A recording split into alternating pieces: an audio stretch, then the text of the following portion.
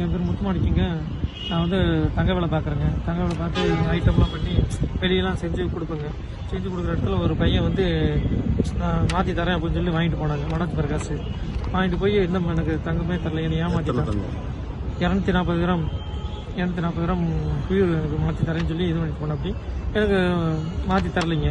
சரி அப்படியே நான் சரி கம்ப்ளைண்ட் அங்கே செல்வபுரம் போலீஸில் கம்ப்ளைண்ட் இருந்தோடனே சரி பண்ணித்தரேன்னாங்க. அப்புறம் ஒன்றுமே ஸ்டெப் எடுக்கலைங்க. அப்புறம் கமிஷனர் ஆஃபீஸ் போய் வந்து கம்ப்ளைண்ட் கொடுத்துங்க. கம்ப்ளைண்ட் கொடுத்து அவங்க இருக்கிற நாங்கள் திருப்பி செல்வபுரத்துக்கே அனுப்புனாங்க. திருப்பி அங்கே போய் கேட்டு விசாரிச்சு இது பண்ணுறேன்னாங்க.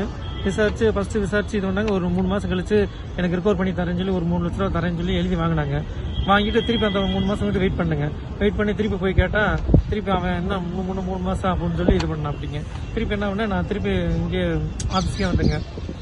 கமிஷனர் ஆஃபீஸ்க்கே வந்து திருப்பி இது பண்ணி திருப்பி அந்த பையனை ரிமாண்ட் பண்ணிடலாம்ப்பா அப்படின்னு சொல்லி திருப்பி கொடுத்தாச்சு சொல்கிறாங்கப்பா அப்படின்னாங்க. இல்லைங்க சார், என்கிட்ட வரலைங்க சார் அப்படின்னு கொடுக்குறது சொன்னாங்க. நான் கொடுக்கவே இல்லை அப்படின்னு.